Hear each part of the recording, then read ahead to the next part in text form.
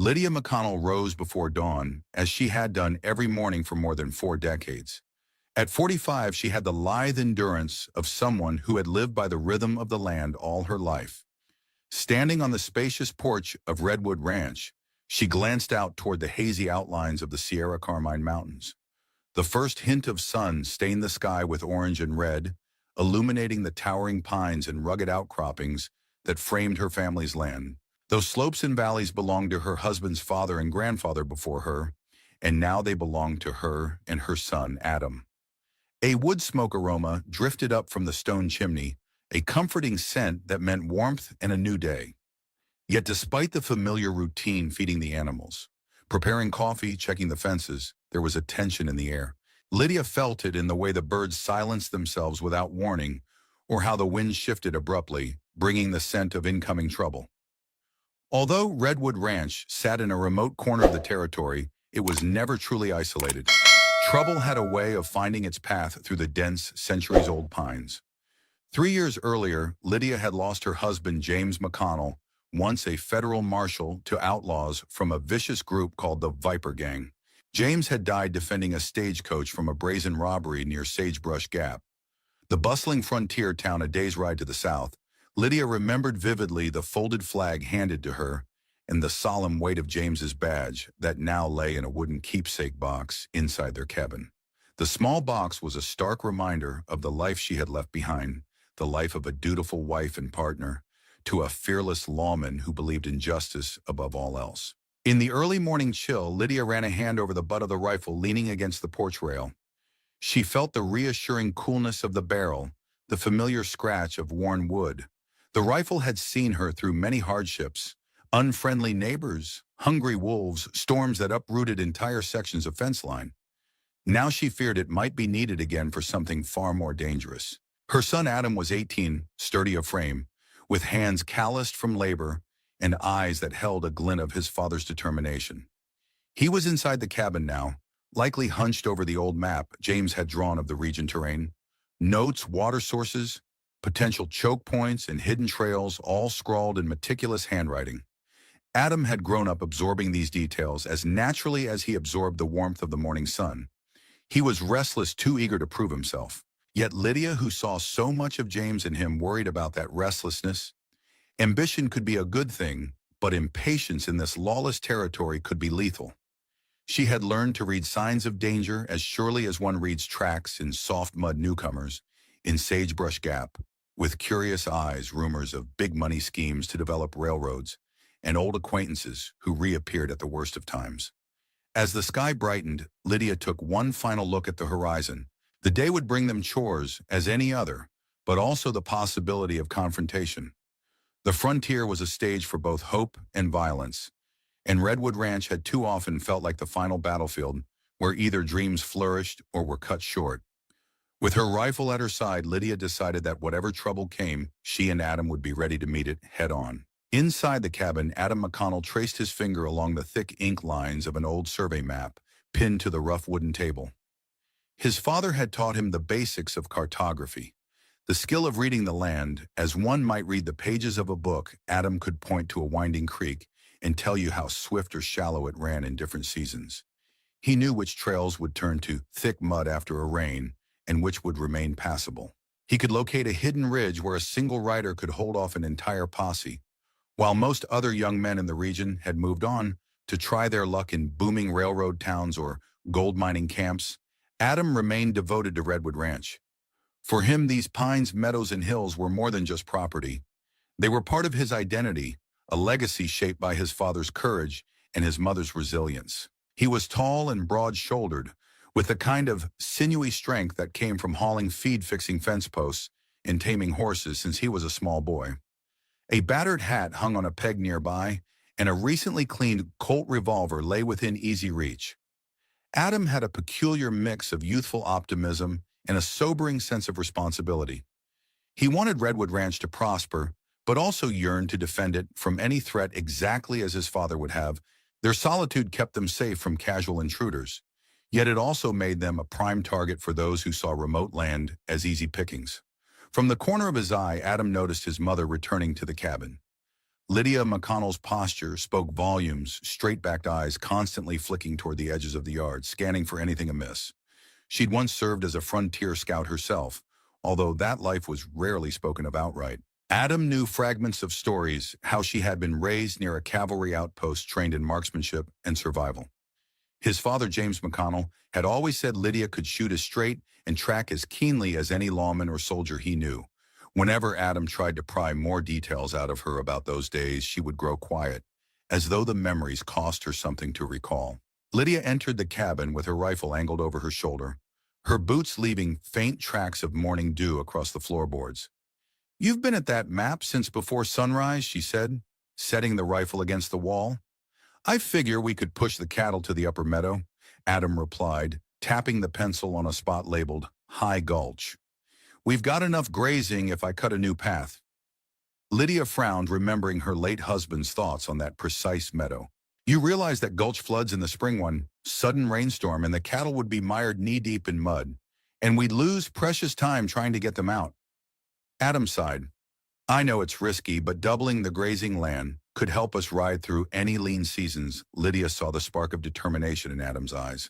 This was the hallmark of James's influence, fearlessness and practicality.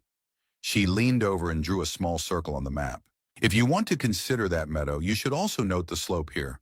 Water drains slower on this side, making it less prone to flash floods. If we cut a path from this direction, we might avoid the worst of the flooding." Adam's eyes lit up. "So we'll try it." She gave him a half smile. "We'll see what nature has to say about it."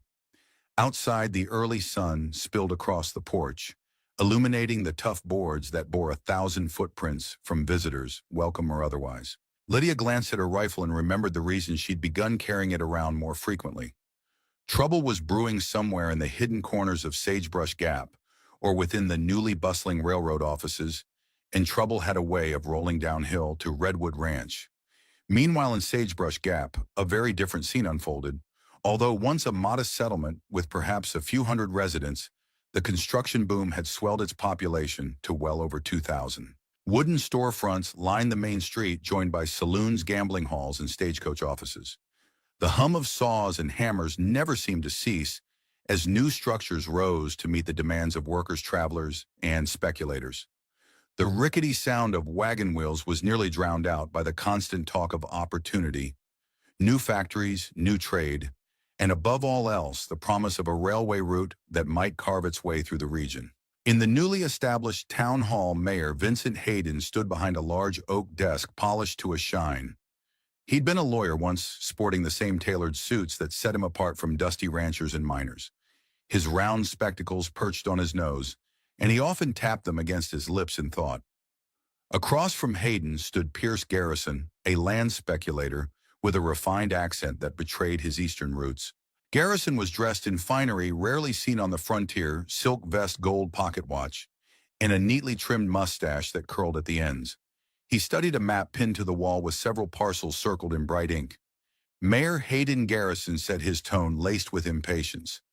"I've acquired virtually every piece of land the Western Continental Railroad needs. Every piece except for this." He jabbed at a circled section on the map which included the remote Redwood Ranch and surrounding acres of the Ironwood Forest. "Have you approached the owner, Lydia McConnell? She's a widow, correct?" The mayor nodded grimly. "We've tried multiple times. She's turned down every offer. Money, relocation, even more money. She's not budging." Garrison's eyes flashed with a predatory gleam. "Then we need to escalate our approach. The railway investors will not wait forever, and we can't proceed unless we have that corridor." Unrolling a series of legal documents on the desk, Garrison continued, "My attorneys have found an old land claim from before the war. It questions the boundaries of Redwood Ranch. If we file this, we can contest Lydia McConnell's title." Mayor Hayden shifted uncomfortably. "That might work in the short term, but it's an aggressive move that could spark outrage. Folks around here respected James McConnell. He died a hero protecting people in that stagecoach ambush. People sympathize with Lydia, especially knowing she has a son carrying on that ranch alone." Garrison clasped his hands behind his back. "Public sentiment is fickle, Mayor. When folks realize the railroad will bring jobs, prosperity, and a modern future, They'll have a short memory for the troubles of one family. Besides, he added, tapping the map, there's more at stake here than just a railroad track. I have reason to believe these hills contain rich veins of minerals, possibly gold. With the right operations in place, that land is a gold mine, literally. Hayden sighed, removing his spectacles and wiping them with a cloth. I know you're right about the benefits, but Lydia McConnell is no fool. If we come at her with lawyers and land disputes, she might fight back fiercely. Garrison smirked. Fiercely or not, we are bigger and have the law, or at least certain interpretations of it, on our side. Now do your part and push through the necessary legal motions. I'll handle other aspects, including a few men who excel at persuasion. The mayor swallowed hard, Pierce, if this goes sideways. Garrison cut him off, then be sure it doesn't, make sure everything looks official. Paperwork, signatures, witnesses, the whole performance. Let's show Lydia McConnell that resisting progress is both futile and dangerous. That same day, Lydia tied off the reins of her wagon in front of Sullivan's General Store in Sagebrush Gap. She'd avoided the growing town for months, preferring to remain in the tranquility of Redwood Ranch. But supplies were low, and necessity trumped comfort. The once familiar Main Street felt alien, now brimming with gamblers, barkers, and opportunists. The storefronts seemed glossier, each vying for attention. An impressive new building, labeled Bank of Sagebrush, towered at the intersection, a symbol of the boom that had washed over the settlement like a flash flood. Inside the general store, Patrick Sullivan, an older gentleman with a full mustache that hung over his upper lip, greeted her warmly. Miss Lydia, it's been too long. How's life up in those big pines? She gave him a quick smile. Quiet Pat, just like I prefer it. She handed him a short list: ammunition, coffee, flour, beans, and a few medicines. Enough to tide us over a month or two. As Sullivan began collecting items, he leaned in and whispered conspiratorially, you know there are rumors that Sagebrush Gap is about to explode with new activity. I've heard about the Western Continental building rails right through the region, might even pass close to Redwood Ranch. Lydia kept her face neutral. We'll manage, she said curtly, not wanting to reveal her anxiety. Having learned from Adam that some men had been poking around the outskirts of their property, she suspected these rumors were part of the larger scheme to pressure them. She could see the same speculation swirling in Sullivan's eyes, though he wisely did not press the topic. By the way, he added as he packed up the goods, a fella in an expensive suit came by, asking questions about Redwood Ranch, its exact boundaries, how often you come into town, whether your son helps out. I told him I didn't know much. Seemed suspicious, though. Her gaze hardened. Did he leave a name? Sullivan shrugged. Pierce Garrison. Said he was a businessman. But he had that cold look in his eyes, like a man who's always taking measure of everything and everyone around him. Lydia recalled hearing the name in whispers, something about land deals, railroad expansions, and shady tactics. Thanks for the warning, Pat, you did right. Not to say anything, Sullivan simply gave a small nod. Be careful, Lydia. The territory ain't what it used to be. Moments later, Adam stepped inside a newly repaired rifle slung across his back. Ma, he said softly. The gunsmith said we should keep an eye out for outlaws near Eagle Pass. He heard they've been attacking travelers. Lydia's brow furrowed. Eagle Pass is only half a day from our ranch. It's getting too close for comfort. Adam gave her a significant look. That's what I told him. Lydia finished paying for the supplies and loaded them into the wagon. With a last nod to Sullivan, she and Adam stepped back onto the busy boardwalk.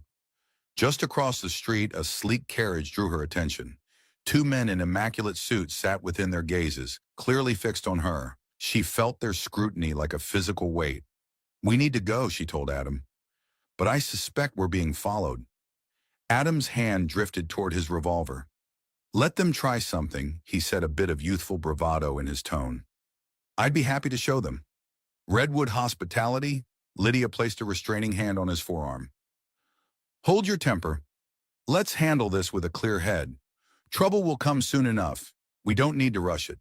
That evening, the town hall in Sagebrush Gap filled with chatter and the rustle of bodies packed tight on wooden benches. Mayor Hayden stood at the front near a large poster extolling the virtues of the Western Continental Railroad. Diagrams depicted locomotives chugging across prairies flanked by images of prosperous towns and smiling citizens.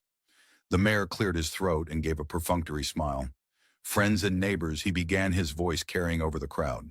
The proposed railroad line through our region promises jobs, progress, and prosperity.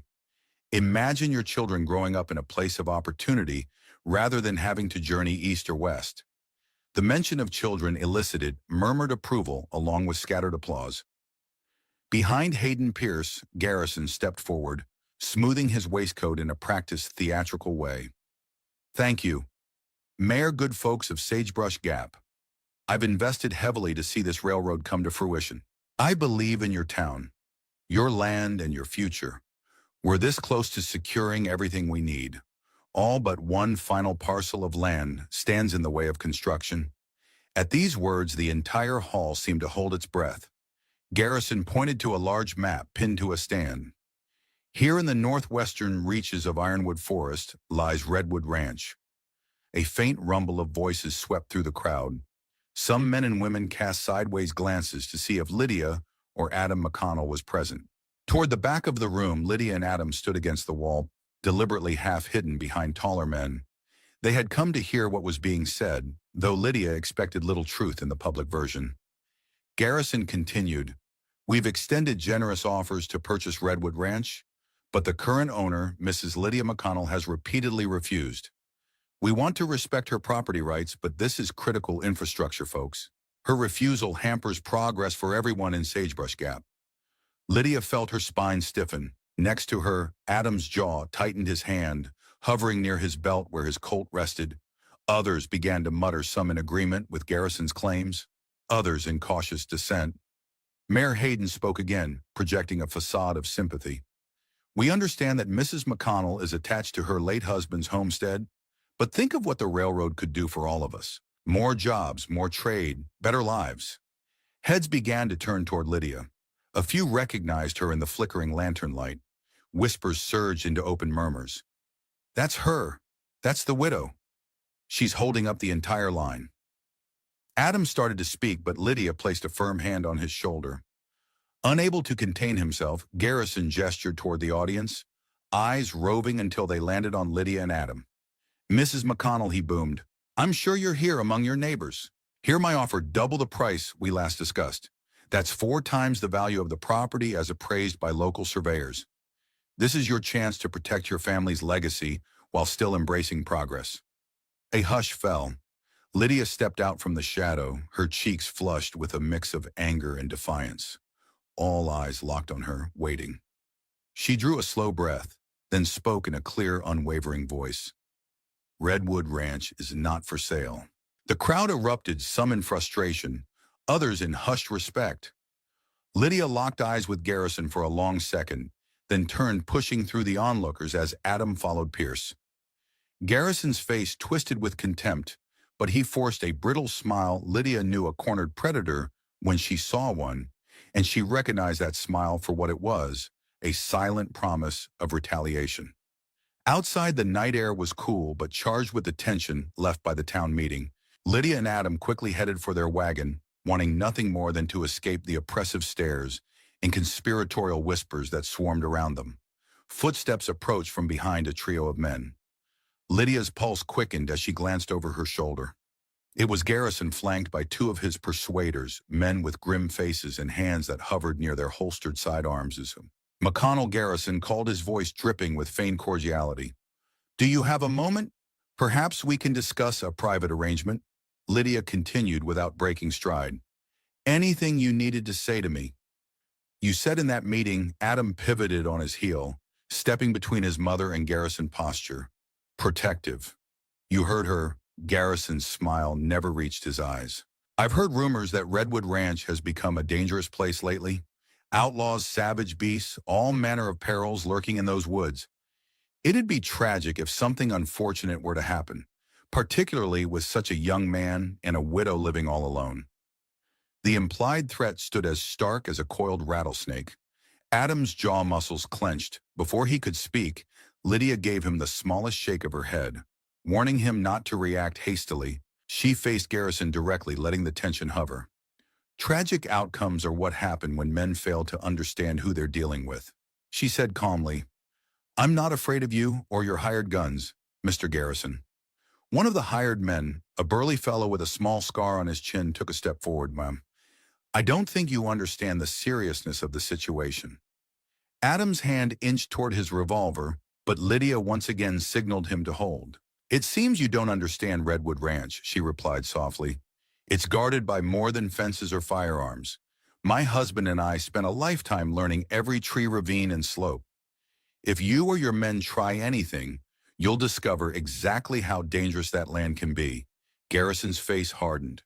The governor will be here soon. Once he signs the jurisdictional papers, your property lines can be contested. Redwood Ranch might end up in the hands of the county at a much lower compensation than what I'm offering. This is your final chance to accept an honorable deal.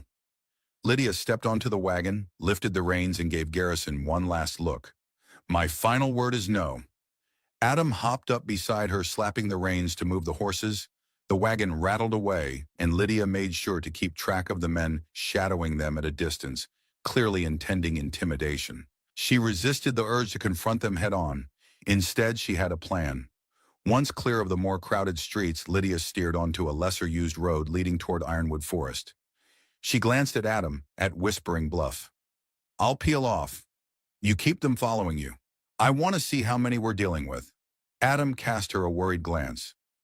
You sure about this? We're on our land soon enough, Lydia replied. Just remember what your father used to say. We don't fight fair, we fight smart. Adam nodded, recalling James McConnell's lessons about outthinking an enemy, rather than meeting them in a direct clash.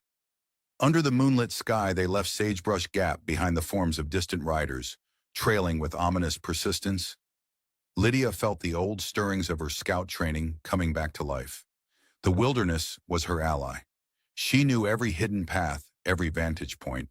If Garrison's men dared to follow them, Redwood Ranch would serve as the ultimate defense. Lydia brought the wagon to a stop at Whispering Bluff, a narrow plateau that overlooked a section of forested ravine.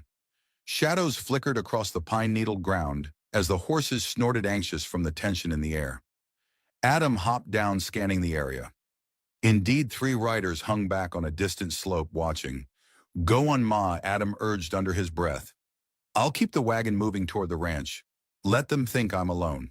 From beneath her seat, Lydia retrieved a compact field kit, a coil of rope, a few small steel traps, and a pair of binoculars. She gave Adam's arm a squeeze. I'll loop around. Make sure to lead them into the grove near Hidden Creek if they continue to follow. Use the back trail your father cleared when he was scouting for the territory. That path is so overgrown, only we know the safe way through. Adam nodded grimly. Be careful out there. We don't know exactly what these men are capable of, or how many more might be lurking. With that, Lydia melted into the tree line, moving swiftly and quietly. Despite the darkness, Adam swung himself into the driver's seat of the wagon, flicked the reins, and continued along the main trail. The watchers' spotting movement presumably assumed Lydia was still aboard. 2 of them rode closer, though they kept a safe distance. The third figure, perhaps a lookout, remained behind. It was a common intimidation tactic, show force, but not enough to provoke immediate retaliation. Adam's pulse drummed as he guided the horses deeper into Ironwood Forest. Meanwhile, Lydia circled through thick undergrowth, climbing through damp ravines and using the moonlight sporadically filtering through the canopy to keep her bearings. She picked her path carefully. A wrong step could send loose stones tumbling and alert the watchers. Eventually, she reached a vantage point on a low ridge. She raised her binoculars and spotted Adam's wagon below. As expected, 2 riders were trailing him at a distance. The third was nowhere in sight, likely posted as a sentry at a fork in the road. Lydia studied the 2 trailing riders. They had the posture and gear of professional gunmen, not typical rustlers. Their horses were sleek and well-bred, suggesting deep pockets behind this operation. When she dropped the binoculars, she nearly jumped at the sudden presence of a quiet figure on horseback nearby. But it wasn't one of Garrison's men. A silver marshal's badge glimmered in the moonlight. The rider was Henry Culver, a U.S. Marshal known for his relentless pursuit of criminals across state lines. He nodded in acknowledgement, as though they were longtime acquaintances rather than near strangers. Mrs. McConnell, he said in a hushed tone, I've been tracking the last remnants of the Viper gang and found myself in Sagebrush Gap. Then I heard you might have trouble. Lydia exhaled a silent breath of relief. Henry Culver had once ridden with James McConnell, Back when they cleaned up the border territory, she remembered meeting him briefly years ago during a campaign against bandits. "Marshal Culver," she whispered back, "your timing is either very fortunate or dangerously convenient. There are men down there following my son, likely working for Pierce Garrison. He wants our land." Culver's face hardened. "I've heard rumors around town. Garrison has money influence and no qualms about hiring unscrupulous people. Show me which way Adam's heading. I'll follow behind and step in if things turn ugly." Lydia nodded and pointed. "He's steering them toward Hidden Creek. If you come up the ridge from the east side, you'll have a vantage. I'll try to isolate them from behind." Culver tipped his hat, his gruff voice resonating with quiet respect. "Understood. Your husband was a good friend to me. Once I owe him more than a few debts. Let's see if we can even the score tonight." Adam navigated the wagon deeper into Redwood Ranch territory, feeling a mixture of nerves and determination. Occasionally he caught glimpses of the riders, their silhouettes flickering through the moonlit pines. He deliberately slowed the horses near a shallow stream where the ground was rocky, encouraging them to follow. Mud had been churned by recent rains, creating tracks that would appear clear to any pursuers. One rider yelled something at the other, and they split up, perhaps trying to flank him. Adam allowed himself a small grin. They had swallowed the bait. He remembered what his father had taught him about illusions: never engage enemies on their terms. Lead them to a place where their advantages become liabilities. Hidden Creek was precisely such a place. Narrow paths covered in slippery moss would funnel riders into single-file lines. Overhanging branches could be used to create blockades or ambush points. The forest there was an ally to those who knew it intimately, and a nightmare to those who did not. Guiding the wagon into a clearing, Adam spotted the glint of water reflecting moonlight. He reined in the horses as though uncertain of the path ahead.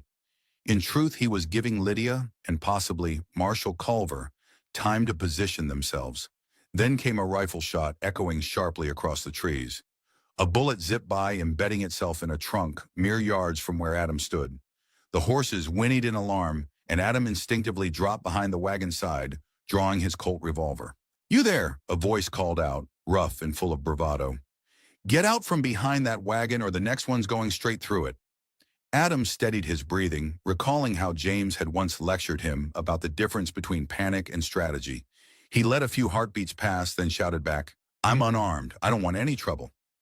This was a lie, of course, but it was part of the theater. If they believed he was just a scared kid, they'd be sloppy. The second rider, an older man with silver hair, advanced carefully. Adam recognized him from the meeting in town days ago. Rowan Ashford, rumored to have once been a skilled tracker before turning to hired work. Ashford gestured with his rifle, his face masked by the gloom. "We've got a proposition for you, Adam McConnell.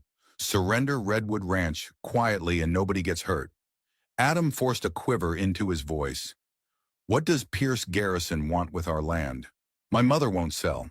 "That's unfortunate," Ashford replied, "because Garrison plans to have it one way or the other." The younger man with Ashford let out a low chuckle.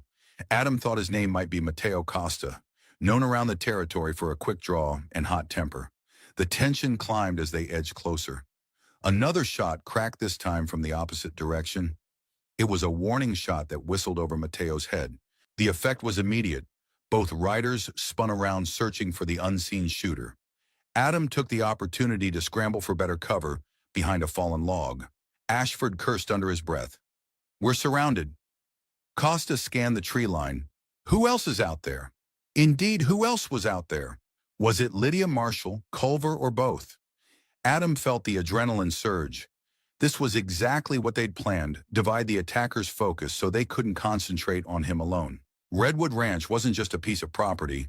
It was a fortress of pines, ravines, and vantage points for those who knew how to exploit them. While Adam navigated the tense standoff near Hidden Creek, Lydia McConnell had circled wide to outflank the watchers.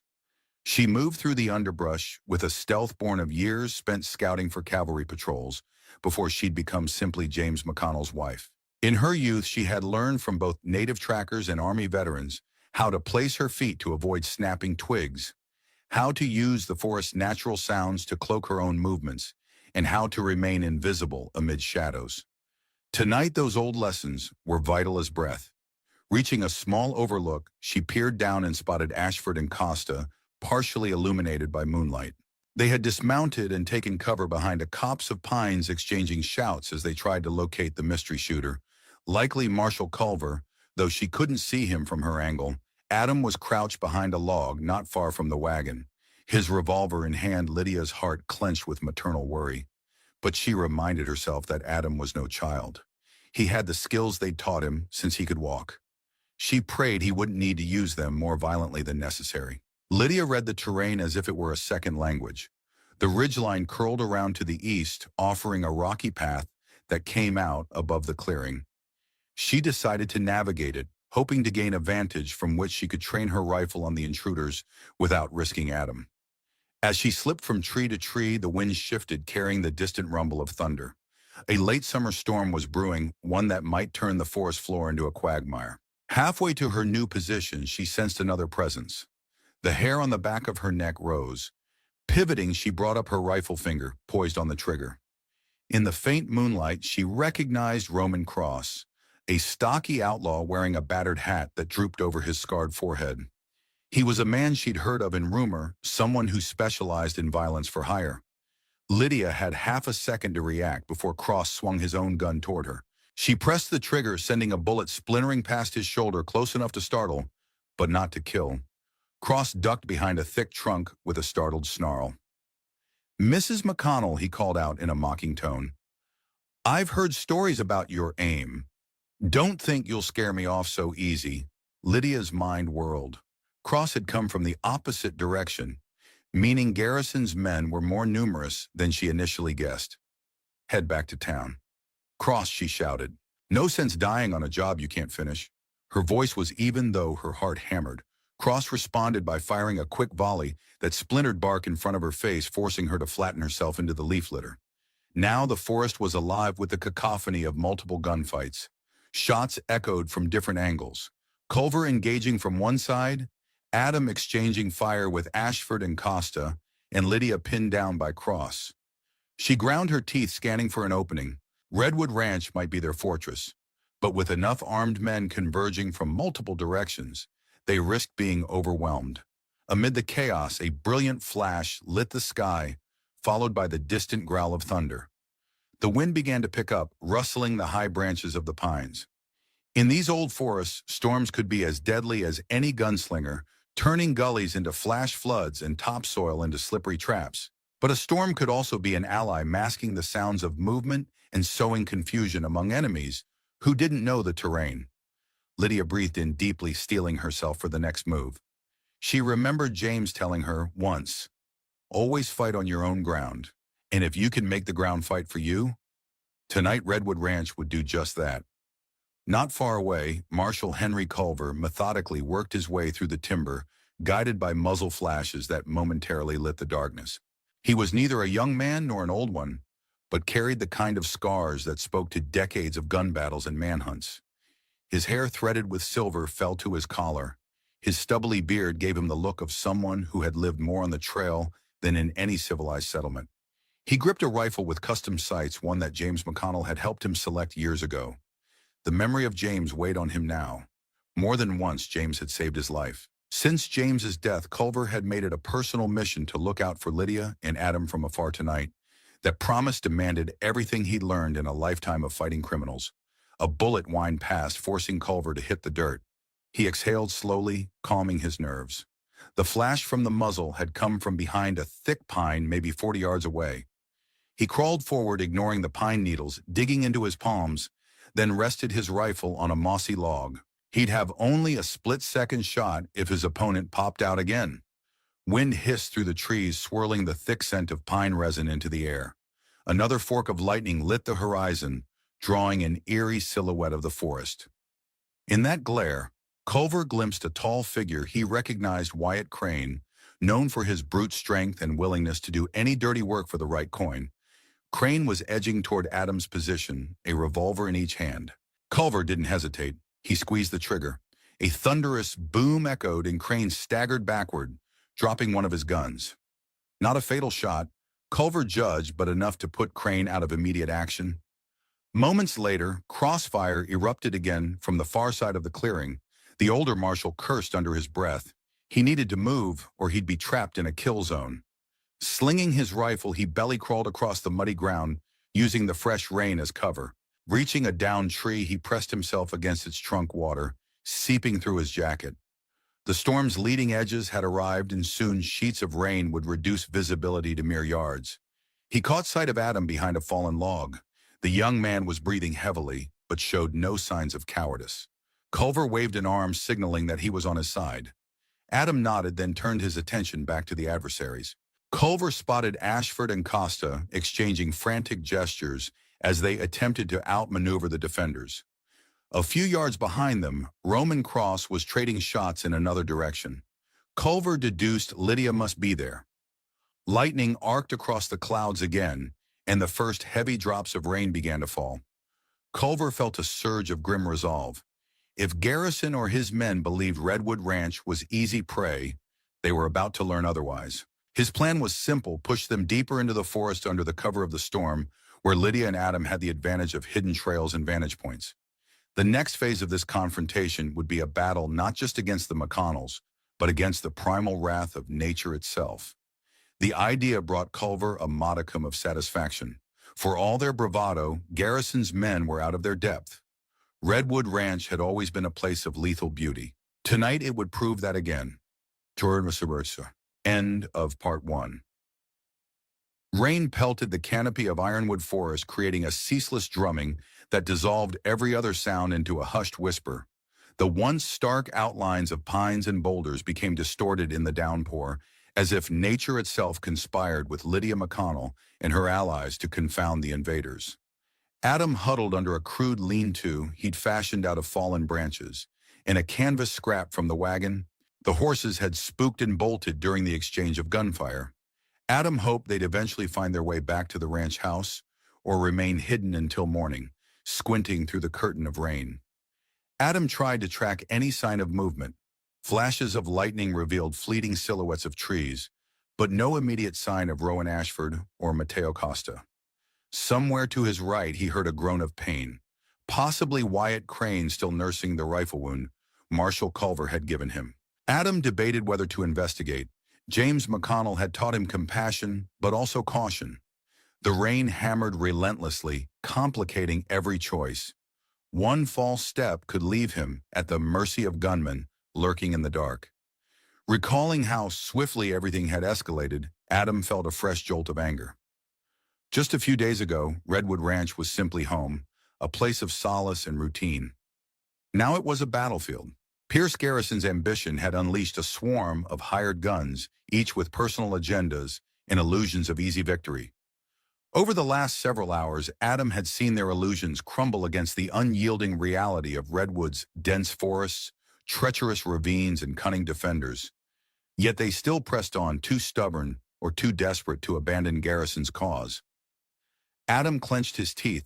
He needed to reconnect with Lydia or Culver. The plan had been to use the storm and the darkness to scatter the attackers, then push them into natural traps, quicksand-like mud-steep drop-offs hidden by undergrowth or dead-end gullies that gave Redwood's defenders a clear line of sight. But for that plan to work, each step had to be coordinated. The relentless downpour made that nearly impossible. Even the distinctive calls they devised for communication were drowned out by thunder. Deciding that staying put was riskier than moving, Adam gathered his courage and slid out from the lean-to. Immediately, rain battered his face and shoulders, soaking him to the bone. He kept a tight grip on his revolver, though he worried about water ruining the powder. Inching through thick clusters of fern and pine, he trod carefully, mindful of every snapped twig. Water dripped in rivulets down his brow, blurring his vision. If the gunmen were near, he could walk into their line of fire in a heartbeat. A bolt of lightning seared the sky, illuminating a nearby clearing in brilliant white. Adam spotted movement, a figure cowering at the base of a pine, rummaging in a saddlebag. The light vanished as quickly as it appeared, leaving only the recollection of that shape and position. Heart pounding, Adam stepped closer. Another flash revealed the figure again, this time half-turned. It was Mateo Costa, drenched, exhausted, and possibly out of ammunition, given how he frantically dug into the bag. Adam raised his Colt, stepping into view. "Drop it," he ordered, voice taut. Costa froze, blinking rain from his eyes, kid. Costa said hoarsely, "This ain't your fight." Adam's gaze narrowed, the swirling rain running in streams over his cheeks. "You brought it here, so it's my fight now." Thunder rumbled ominously overhead, punctuating Adam's words like a judge passing sentence. Mateo Costa stared at Adam McConnell, his lips parted in a grimace that was half frustration, half disbelief. For an instant, Adam almost felt pity. Costa looked more like a cornered fox than a hardened gunslinger. His hair hung in drenched tangles, and his muddy boots left him struggling to keep upright on the slippery ground. The swirling wind whipped leaves and pine needles around them, rattling the branches overhead, as though the forest itself were issuing a warning. "I got no quarrel with you, personally," Costa muttered. "I'm just hired muscle for Garrison. Times are tough, and a man's got to eat." Adam shook his head, unwavering in his aim. "You have a choice," he said. "Walk away or keep fighting. But understand this, if you stay, you'll only meet more bullets and more misery. Redwood Ranch isn't giving in." Costa let out a bitter laugh. "Can't walk away from that man so easily. He knows too many of my secrets. My past jobs, I'd be wanted in half the territory if he decided to squeal." Adam recognized a faint spark of desperation in Costa's eyes. Desperation akin to an animal gnawing at its own leg to escape a trap. He recalled how his father James had explained that men weren't always inherently evil. Sometimes circumstances forced them into corners, but circumstances could not excuse hurting others or stealing land. As if to underline the crisis, another thunderclap roared through the treetops, shaking droplets loose in a drenching sheet. Adam took a step forward. "Dump your gun, toss it into the mud. Garrison's not here to see you do it, and if you still have some bullets left, that's exactly what I need you not to have right now." Costa scowled, but with a resigned shrug, he unholstered his revolver and flung it aside, where it landed with a soggy plop. Lightning revealed the raw fear in Costa's eyes. "All right, kid, you got me." "Now what?" Adam motioned with his Colt. "We're heading toward the ranch house. Maybe you'll find the sense to turn yourself in to the marshal. Let him figure out if there's a better path than jail." Costa's shoulders slumped as he trudged forward, the torrential rain nearly blinding them both. "You don't seem like your typical rancher," he said softly, as if trying to make sense of the predicament. "How come you ain't trembling right now?" Adam hesitated, remembering how many times his parents had taught him to hide fear. "Because this is our land," he answered simply. "My father died protecting people out here. My mother was a scout who guided cavalry through these forests. I've been training for this moment since I was old enough to hold a rifle. You and your pals came looking for an easy take. You picked the wrong place." Costa said nothing, but Adam could sense a flicker of something in him. Maybe respect, maybe regret. They continued through the woods, Adam keeping a few paces behind his captive gun raised. Rain hammered them relentlessly, turning every slope treacherous. Adam prayed his mother was safe, that Marshal Culver was still on his feet. One misstep in this labyrinth of storm and shadow, and Redwood Ranch's advantage could be lost. Off in the distance, a faint shout reached their ears, muffled by the downpour. It sounded like a voice calling Adam's name, but it could have been a trick of the wind. Either way, Adam pressed forward. The night was far from over, and more threats lurked among the pines. He had to trust that Lydia and Culver were still playing their parts, corralling Garrison's men into the forest's maw, where every step became uncertain, every move a gamble. Elsewhere in the rain-shrouded forest, Lydia McConnell crouched behind a mossy log, scanning for any sign of Roman cross. She'd managed to dart away during a lull in the gunfire, hoping to reposition and gain the advantage. But the sideways rain had rendered her nearly blind. Flashes of lightning danced through the branches overhead, illuminating fleeting images of swaying pines, streaming mud, and the ghostly outlines of boulders. She recalled how her late husband James used to say, "Night fights in the forest are half strategy, half luck." Indeed, both might be needed this evening. They had lured the gunman away from Garrison himself, who was likely waiting in sagebrush, gap, or monitoring from a distance. She had no doubt he fully expected to hear news of Redwood Ranch's collapse by morning. That notion kindled a slow burn of anger in her chest. Redwood Ranch had stood through storms, outlaws, and hardship for generations. It wouldn't fall now. A sudden snap of twigs made her breath catch. She carefully lifted her rifle and peered through the gloom. A figure edged closer, moving low to the ground. A shape that might be man or shadow. Another lightning strike cast a silver glow, revealing a tall, broad silhouette. Roman cross, creeping forward, pistol in one hand, the other pressed against his side, where Lydia's warning shot might have grazed him. He seemed more cautious, perhaps rattled by how well she knew the terrain. Slowly, Lydia raised her sights, her finger settling on the trigger. She considered her options. She could end this now. Cross was a wanted criminal in multiple jurisdictions, from what she'd heard. The bullet would be an act of self-defense. Yet she hesitated, remembering how James always insisted that lethal force be the last resort. Another rumble of thunder cracked and Cross froze, evidently sensing someone nearby. Lydia inhaled quietly, keeping her muscles steady. Cross began to pivot, raising his pistol. Lydia realized she had only a second to act. She squeezed the trigger, aiming low. The rifle barked the muzzle flash, briefly turning night into day. Cross let out a guttural cry, stumbling backward as the shot slammed into his thigh. His own gun fired reflexively, sending a bullet somewhere into the dark canopy. Lydia scrambled over the log, training her rifle on him as he writhed in the mud. "Stay down," she shouted over the roar of rain. "It's over," snarling in pain. Cross tried to lift his weapon again. Lydia fired a second shot, hitting a nearby tree trunk, so close that splinters peppered Cross's face. He cursed, flinging away his pistol in an act of self-preservation. "Fine, you got me," he rasped, blood mixing with rain as he clutched his leg. Lydia's heart pounded, but she felt no triumph, only relief.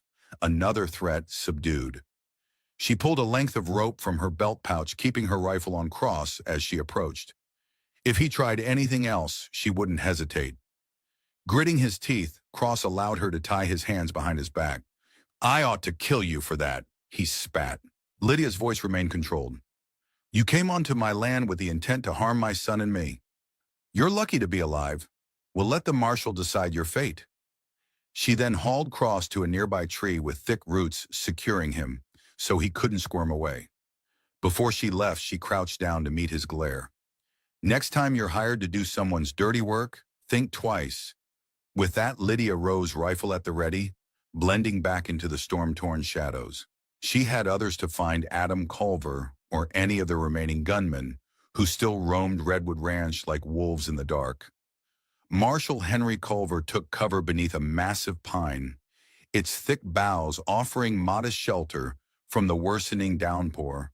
Sheets of rain had turned the soft forest floor into a mire, each step threatening to pull boots free or send a man sprawling.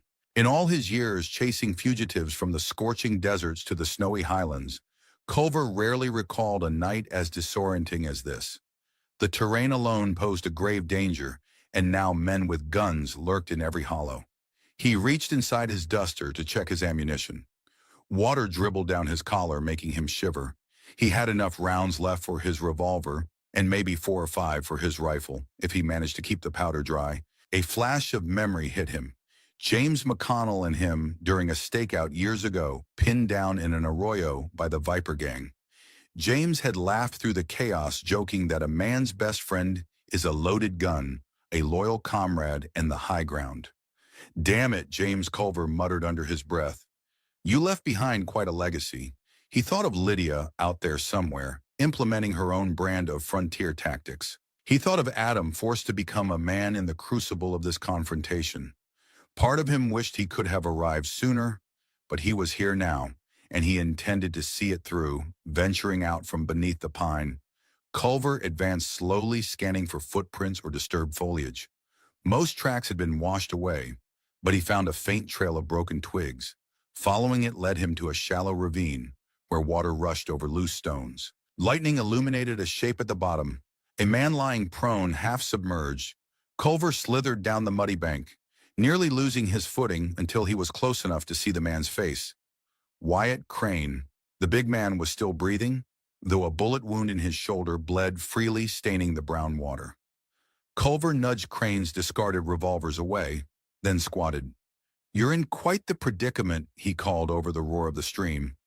Crane's eyes fluttered open, disoriented. "Who?" he grimaced, clutching his shoulder. Then recognition dawned.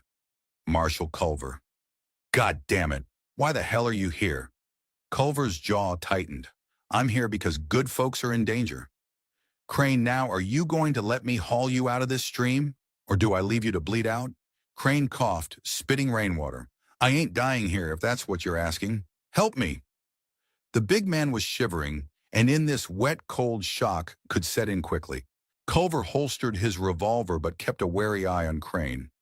He braced his hands under Crane's good arm and heaved, dragging him out of the ravine.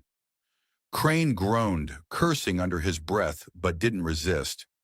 Once on stable ground, Culver tore a strip of cloth from his own sleeve and pressed it against Crane's wound. "You were going to kill that kid," Culver said, voice hard. "What did Redwood Ranch ever do to you?" Crane barked a laugh, though it ended in a wince. "Nothing. It's all about Garrison's money. He pays. We do the job." Culver felt a surge of anger. "That kind of job will earn you a noose. You willing to hang for Garrison?" Crane's features twisted in pain and uncertainty. "Didn't expect this to go so wrong. I've done collection runs, roughed up folks, but a damn war in the woods. Not what I signed up for." Culver shook his head, water streaming off his brim. "Men like you don't realize the price until it's too late. Let's get you bound up so you don't try anything stupid. Then I can see about your bullet wound." Crane didn't protest, too weakened to fight. As Culver tied his hands, lightning lit up the forest once more. Every snap of thunder reminded him that the night wasn't finished. He needed to regroup with Lydia and Adam, confirm who was still out there. The storm raged on, but Redwood Ranch endured.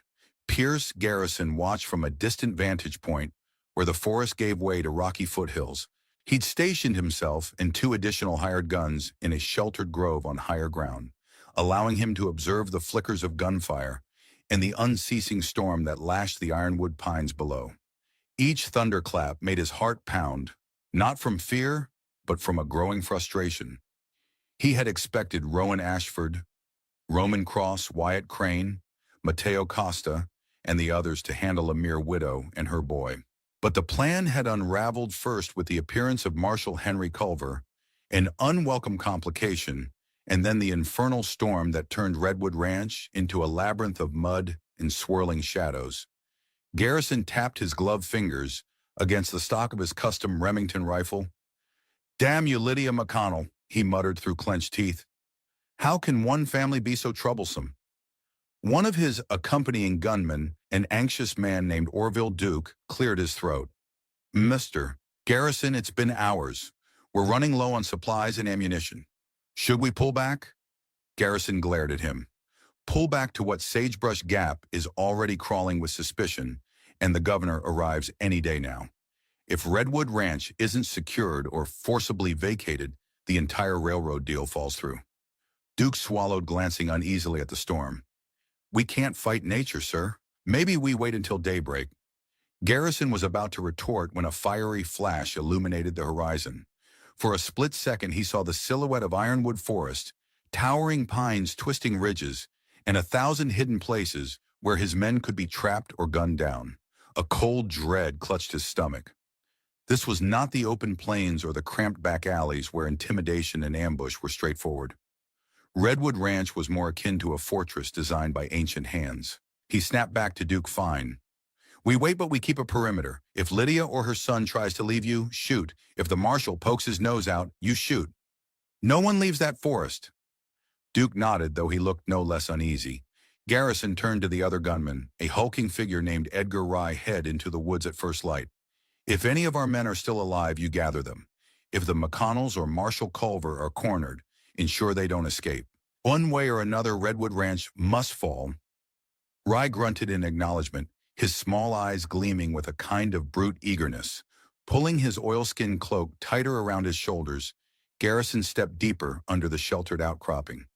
He reached into a leather satchel and retrieved the documents that promised so much wealth: land titles, contested claims, forged appraisals.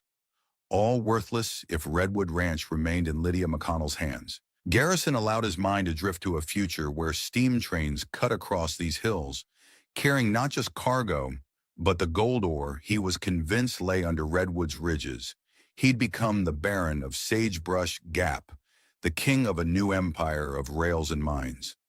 But that dream now wavered each time thunder shook the ground. He clenched his jaw. Men like him didn't yield. He'd come too far, manipulated too many officials, sunk too many bribes to let a single ranch stand in his way. Still, a nagging voice in his head whispered that Redwood Ranch was not just any land. It was a place tamed by generations of people who knew how to bend the wilderness to their will. Men like James McConnell had died for it, and Lydia McConnell would likely do the same if pushed. Grimly Pierce Garrison resolved that if Redwood Ranch would not be sold, then it would be shattered. In the dim gloom of early dawn, the rain persisted in a lighter but still steady drizzle. Lydia and Adam reunited near a shallow bend in the creek, both exhausted, muddy, and soaked to the skin. Adam still kept a wary eye on Mateo Costa, who stumbled behind him with hands raised. Lydia, spotting the injured gunman, gave her son a quizzical look. "You took a prisoner." Adam shrugged wearily. "Caught him rummaging for ammo. He surrendered after a talk might be more use to us alive than dead." Lydia assessed Costa with a cool gaze. "You're working for Garrison Costa." Nodded, but his shoulders slumped in shame. "Not anymore, ma'am. Don't have the stomach for it. This place, these woods, ain't natural. It's like the land itself fights back." She suppressed a grim smile. "That's Redwood for you.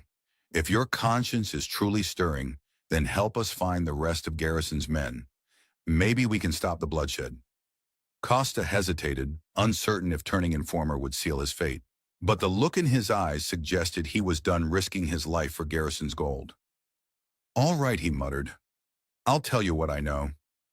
They guided him to a hollow beneath a leaning boulder, offering a modicum of shelter from the dripping branches overhead. Adam crouched, rummaging through his pack for a tin of coffee grounds, wet though they were, and some flint. Lydia kept an eye on the surroundings, her rifle ready. "Speak," she said, not unkindly. Costa rubbed his hands together, partly for warmth, partly out of nervousness. Garrison had about 10 or 12 hired guns altogether. Ashford Cross Crane me, Wyatt Crane's buddy named Duke, and a few more. He spread us in small groups. Some were supposed to sabotage your water supply, others your fences drive away the cattle. Garrison believed you'd either give in or panic. "So much for that plan," Adam muttered. Costa managed a grim chuckle. "Yeah, well, you folks proved stubborn. When news got out that Marshal Culver was involved, Garrison panicked, sent in more muscle to corner you quick. But this storm messed everything up." He rubbed his neck. "We're scattered, some are wounded, some lost garrisons probably sitting pretty somewhere, waiting to hear if we succeeded." Lydia's thoughts drifted to the men she'd confronted. Roman Cross was trussed to a tree, and Rowan Ashford was still unaccounted for. Wyatt Crane was with Culver, presumably, and Mateo Costa was here effectively defected. "How many are left out there actively hunting us?" she asked. Costa sighed. "Hard to say, maybe half a dozen counting Garrison's personal enforcers, if he decides to send them in." Adam nodded gravely, exchanging a look with Lydia. "We need to find Marshal Culver, regroup, then force the rest of them to stand down." Lydia clasped her son's shoulder. "We also have to consider that Garrison might call for reinforcements from the town or elsewhere. This isn't over just because we've scattered a few mercenaries." She turned to Costa again. "If I let you go, do you run back to Garrison?" Costa shook his head vehemently. "No, ma'am. That man can burn in hell for all I care. I'll vanish. Got a cousin up near the border. I'll start over, a quiet life, anything but this." Lydia studied him closely, sensing the sincerity.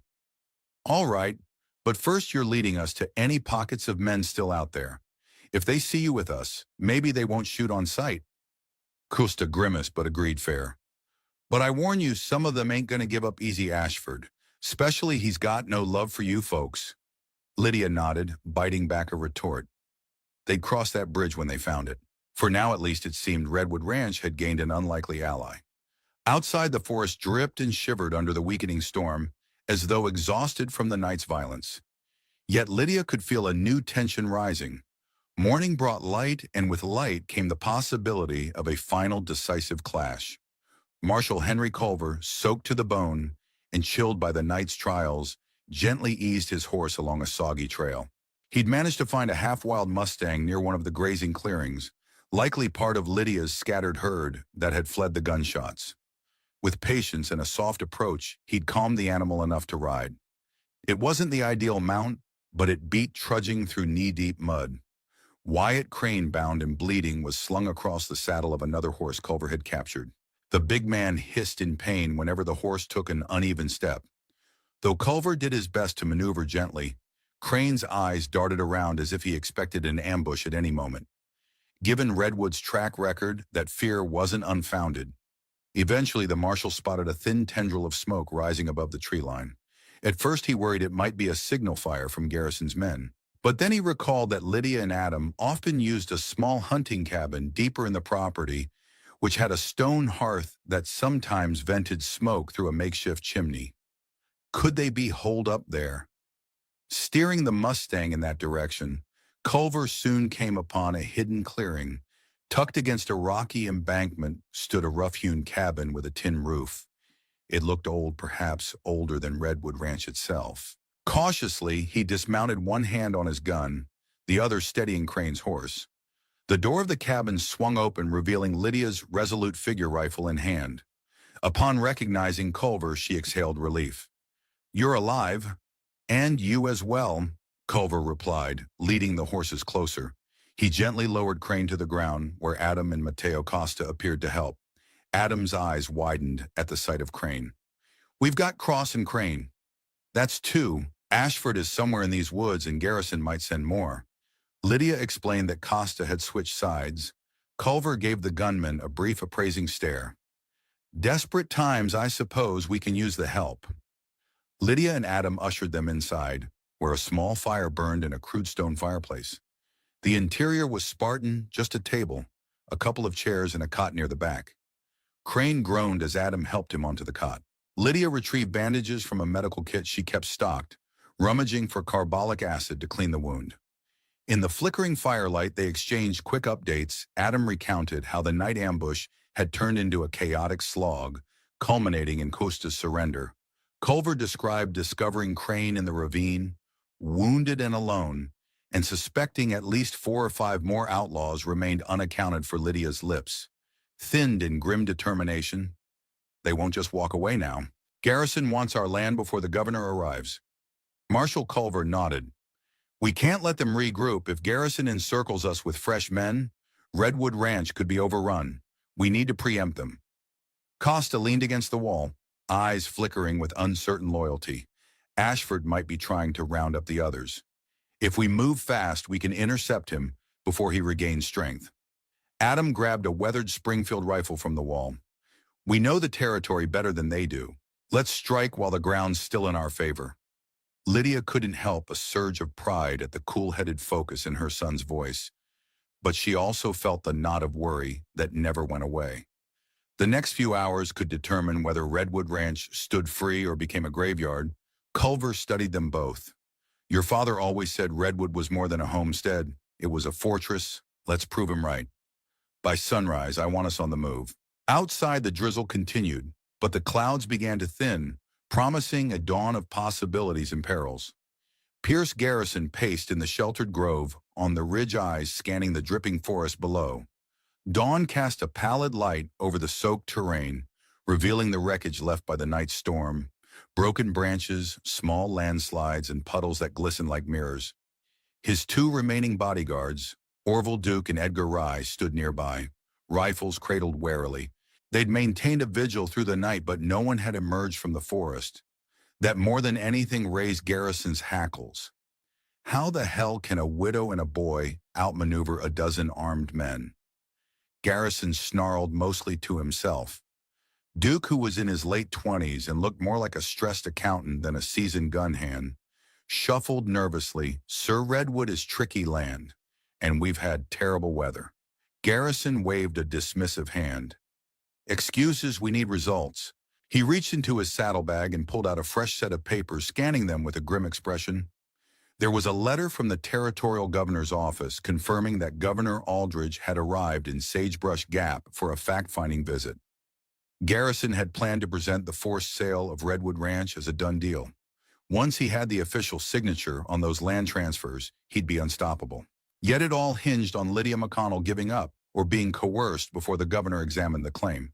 His patience-frayed garrison turned to Edgar Rye, the hulking enforcer. "Take Duke and find our men. If they're dead, confirm it. If they're alive, rally them. At the very least, kill the marshal. He's the biggest legal threat." Rye nodded, adjusting the bandolier slung across his broad chest. "We'll flush them out." When the two men vanished into the dripping pine gloom, Garrison raked a hand through his hair. He had risked everything, bribed local officials, forged boundary documents, and drawn in outlaws he'd normally never associate with, all for the sake of Redwood's hidden gold. The geological surveys he'd obtained hinted at a vein that ran deep beneath those ridges, enough wealth to finance an entire railroad spur, plus line his pockets for a lifetime. He closed his eyes, imagining the clink of picks and shovels, the black glitter of ore being carted to waiting trains, the hum of endless commerce building his empire. But that dream now hung by a thread. The news from the night's fiasco was grim at best. Wounded men, stragglers captured, or perhaps even turned by Lydia's cunning. For the first time since launching this scheme, Garrison felt a tremor of genuine doubt. He prided himself on controlling every variable money law muscle, but Redwood Ranch was an element he had underestimated. The land itself seemed to fight. He inhaled sharply, forcing composure. He was Pierce Garrison, a man who had bullied entire counties into compliance. He wouldn't cower from some remote ranch no matter how fierce its occupants. Still, an inner voice nagged the McConnells had training, cunning, and apparently moral allies like Marshal Culver. The edge Garrison once held surprise and superior force had eroded overnight. Now he had to rely on sheer determination and the inertia of his own ambition. Mounting his horse, Garrison scanned the horizon. If Rye and Duke couldn't deliver victory, perhaps it was time to escalate. He considered burning Redwood Ranch to the ground a savage but effective solution. The paperwork might be messy to cover up, but with well-placed bribes it could be done. All he needed was an opportunity, one moment where Lydia and Adam were cornered. He spurred his horse, determined to find that moment. The light of dawn revealed a land battered but unbroken, a fitting mirror of Redwood's defenders. Garrison refused to believe they could hold out forever under the pallid morning sky. Lydia, Adam, and Marshal Culver set out from the old hunting cabin. They left Crane tied and still wounded, but stable, warning him that any attempt to free himself would end poorly. Mateo Costa accompanied them, his hands free now, but his demeanor still uneasy.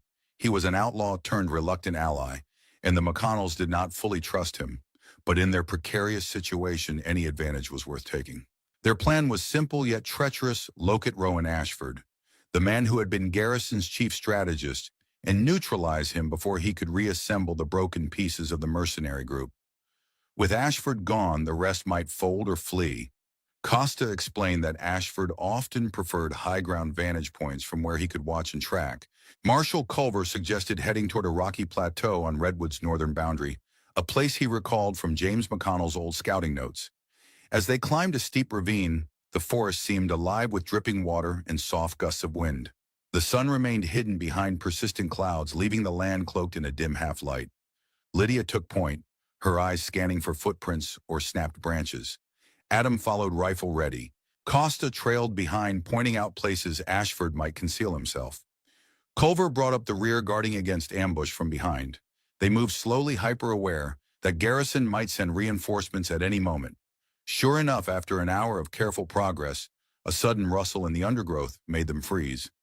Costa raised a hand, whispering, "Might be Orville Duke or Edgar Rye, Garrison's men." Lydia gestured for silence, dropping into a crouch. Adam held his breath, ears straining. Then a pair of voices drifted through the dripping leaves, punctuated by the metallic clink of gun belts. "We should have turned back," one voice hissed. "Garrison's losing it if he thinks we can flush out a bunch of ghosts in this damn forest." The other voice, deeper and more resolute, retorted, "Stop whining, Duke. We find them. We kill them."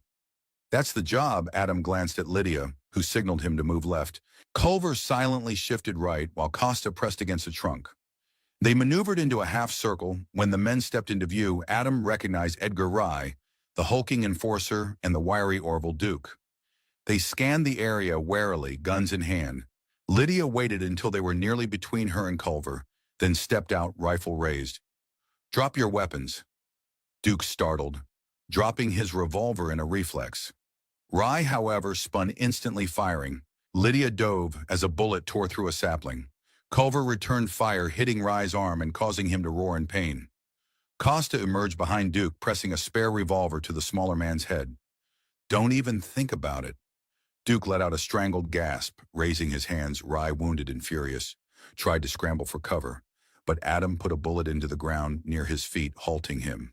The skirmish ended as quickly as it began, leaving the forest quiet except for the dripping branches and the startled breathing of men who realized they were outmatched.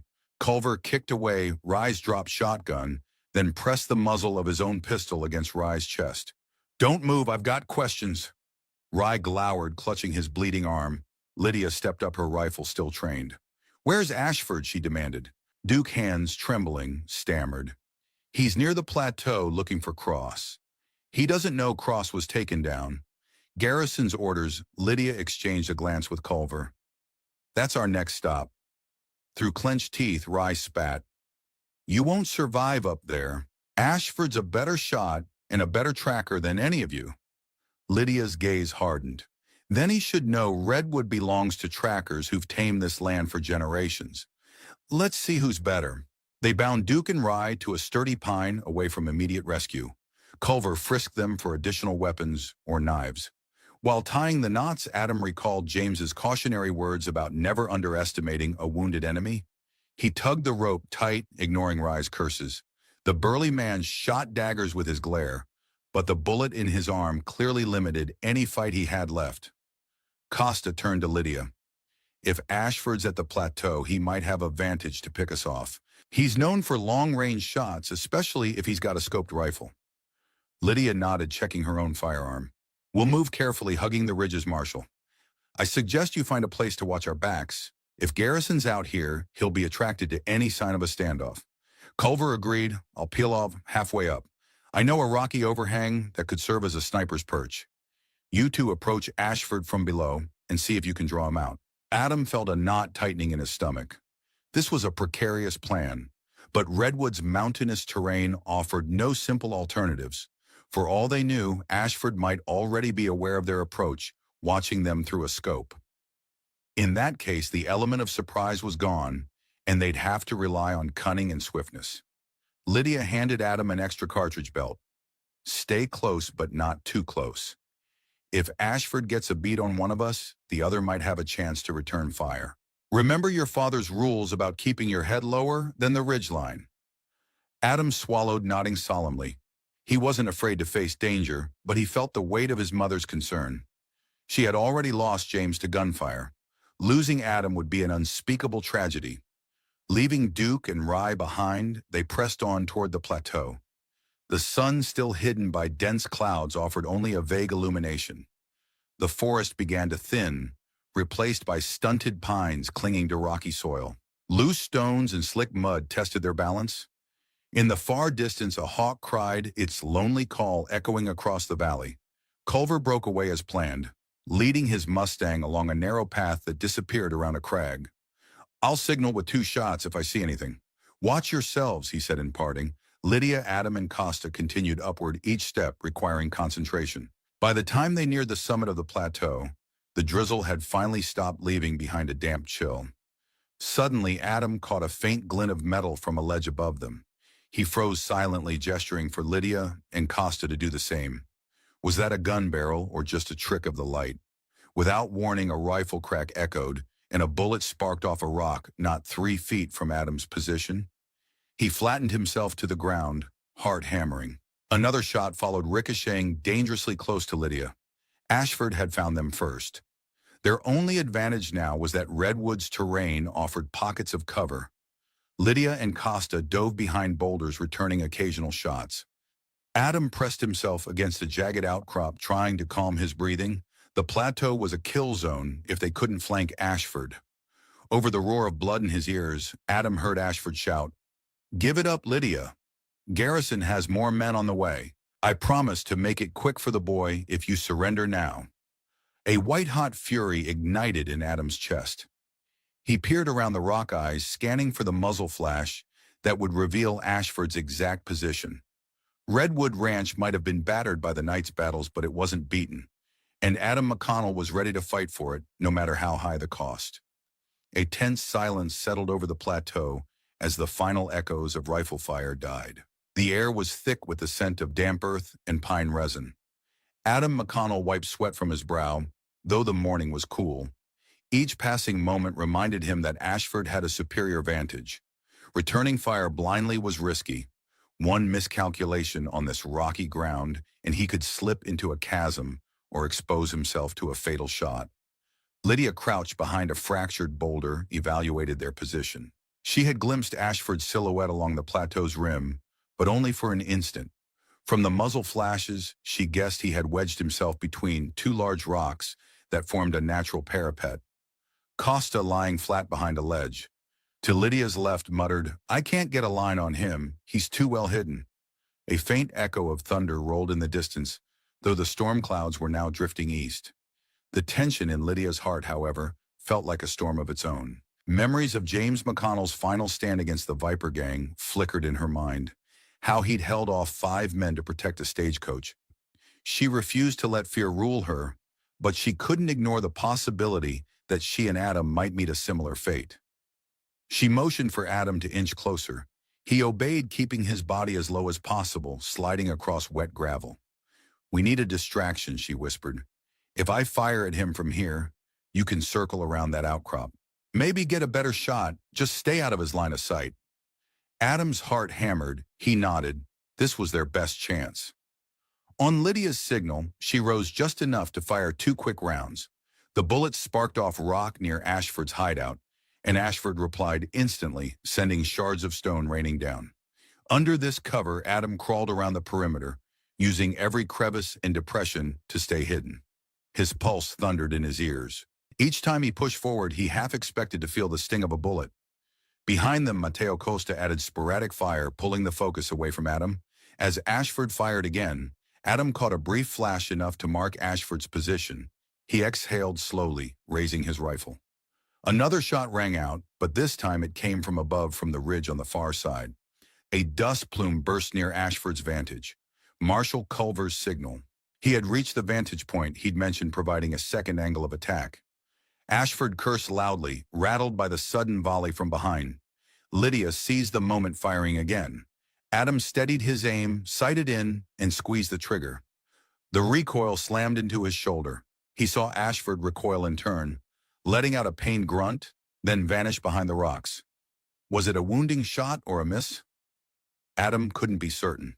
The plateau went silent except for the patter of water dripping from the overhangs. Lydia glanced at Adam questioningly. He mouthed, "Not sure." She nodded, signaling caution. In concert with Culver's vantage, they advanced, weaving around boulders. The hush grew ominous. If Ashford was wounded, he might still fire a last desperate shot. Suddenly, a voice echoed, "All right, enough." It was Ashford, his tone strained. "I'm hit. I can't keep this up. Don't shoot." Lydia, her rifle up, maneuvered to a spot where she could see part of Ashford's left side. He lay slumped against the rock, blood darkening his shirt around the shoulder. His weapon was out of reach, presumably kicked aside in surrender. "Throw the rifle down," Lydia commanded. Ashford gritted his teeth, wincing as he tried to move. "It's over there," he rasped, gesturing with his head. "I can't reach it anyway." From the ridge, Culver shouted, "Lydia, Adam, you clear." She signaled that they had Ashford contained. The gunslinger glared up at them, pale-faced. "You two are a damned menace," he muttered. "Garrison never said Redwood Ranch was a fortress." Lydia responded icily. "That's his problem. Now let's finish this," with Rowan Ashford, subdued. Lydia and Adam quickly disarmed him. Mateo Costa hovered nearby, an uneasy mixture of relief and anxiety washing over his face. He knew Ashford's reputation as a ruthless professional. By betraying Garrison's group, Costa had made himself a target for more than just harsh words. Still, he quietly assisted in tying Ashford's hands. Marshal Culver approached from higher ground. He appeared winded, but relief lit his features when he confirmed Adam and Lydia were unhurt. Good work, he said, nodding to Adam. You've got a steady aim, just like your father. Adam tried to hide the blush of pride. He had in fact grazed Ashford's shoulder, forcing the final surrender. Ashford panted, blood trickling from the corner of his mouth. Heard plenty of rumors about Redwood's haunted woods, he grumbled, wincing with every breath. Should have believed them. It's like the land itself is alive defending you. Lydia tightened the rope around his wrists. You shouldn't have come, she said softly. But you did. Now you deal with the consequences. Culver checked Ashford's wound, pulling a small bandage from his kit. Despite Ashford's hostility, the marshal wouldn't let him bleed out unnecessarily. As Culver worked, Lydia pulled Adam aside. We've neutralized the main threats. Cross Crane, Duke, Rye. Ashford. That leaves Garrison. He might still have men, but I doubt many remain. Adam exhaled. So we face Garrison himself now. From the corner of his eye, Adam spotted Mateo Costa, who hovered uncertainly like a man unsure if he was free to leave or obliged to stay. Lydia beckoned Costa over. What do you think Garrison will do? He's lost so many men. Costa shifted his weight. He's desperate. When Garrison's cornered, he escalates. He might try torching Redwood Ranch or even ambushing you on your own porch. He won't go quietly. Culver listened, nodding grimly. We need to head back to the ranch house. It's the only place Garrison might still try to strike. If we don't face him there, he could surround or destroy it while we're out here. Lydia agreed. The ranch house was both a symbol and a strategic point, shelter, supplies, and a vantage over the valley below. She turned to Adam, who stared at the swirling fog in the distance. Are you ready? Adam's eyes flickered with resolve. Yes, this ends at Redwood Ranch. We can't run from our own home. Lydia placed a hand on his shoulder. In that moment, she saw both the boy he had been and the man he was becoming. Let's go, then time to finish this. They decided to leave Ashford bound and guarded by Costa. The plan was for Costa to bring the wounded man back to the old hunting cabin, where Cross Crane and any others were being held until they could be turned over to proper authorities. Culver, Lydia, and Adam would move swiftly toward the ranch house. If Garrison was waiting, they had to be there before he decided to set everything ablaze in a final act of spite. Ashford spat on the ground. You think you've won, but Garrison's not done yet. He has connections, money. Even if you kill him, there'll be others. Lydia paused at the threshold of the plateau, looking back over her shoulder. We'll face them too, she replied. Redwood Ranch isn't just a place. It's our family's promise to this land. With that, they descended the ridge, stepping carefully over slick rocks. The morning sun poked through a break in the clouds, sending a few weak rays onto the battered wilderness. The crisis was nearing its climax, and Redwood Ranch was preparing to greet its final enemy. Pierce Garrison guided his horse down a muddy slope leading toward Redwood Ranch. Beside him rode two additional men he had summoned from a separate part of Sagebrush, Gap mercenaries named Clive Red Granger and Jules Patterson.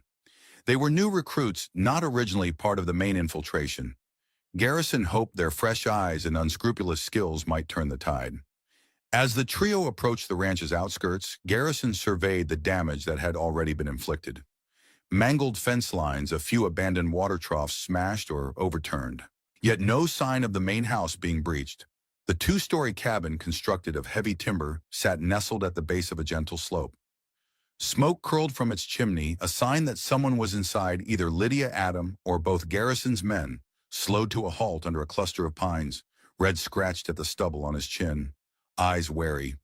We burn 'em out, boss, quickest way. Jules Patterson nodded, his thin lips curving into a sneer. A few torches around the perimeter, and the whole place goes up. Garrison considered it. The night's fiasco had left him furious enough to consider such savage tactics. Yet he hesitated. The territory's law might be lenient in some areas, but murder and arson on this scale would prompt a federal crackdown. Still, the clock was ticking. Governor Aldridge would soon be investigating land disputes, and Garrison's control over Redwood would slip away if he didn't produce a deed with Lydia McConnell's signature. Another day or two, and he might lose everything. Setting his jaw, he turned to Red and Jules. We burn it if we must, but first I want them to sign over the land. That legal document is worth more than their corpses, so we give them one last chance to yield. Red frowned. You sure they'll sign after all this? Garrison glared at the ranch house. They will if they see no other choice. He spurred his horse forward, the other two following at a measured pace. They paused just outside rifle range, scanning the windows. Everything looked deceptively still, a picturesque frontier. Homestead, but Garrison suspected Lydia McConnell was somewhere behind those shutters. A gun aimed his way. Taking a brass megaphone from his saddlebag, Garrison lifted it to his mouth and shouted, "Lydia McConnell, come out and talk, or we'll burn your ranch to the ground." His voice echoed across the clearing. For a full minute, there was no response. He was about to shout again when the front door creaked open. Out stepped Adam McConnell, shoulders square, rifle cradled in his arms. Behind him, Marshal Culver emerged, his badge catching the sunlight. Garrison swore under his breath at the sight of the lawman.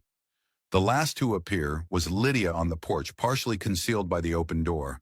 Adam called back, "You've done enough harm, Garrison. There's no deal left. You want this land, come and take it." Garrison raised his megaphone again. "That's exactly what I plan to do, boy. But I'm giving you one final chance to live. Sign over Redwood Ranch, or I will torch every timber." Marshal Culver stepped forward, voice cold and commanding. "Garrison, you're wanted on multiple charges, attempted murder, conspiracy, assault, and more. Stand down or we'll take you in by force." Garrison spat. "You think some badge scares me? I own half of Sagebrush Gap's officials, and the other half owe me favors." "I won't cower for you." Marshal Red and Jules, flanking Garrison, exchanged uncertain looks. The presence of a federal marshal complicated matters, but Garrison remained confident in his power. He had come too far to yield now. Raising a hand, he gestured for his men to spread out.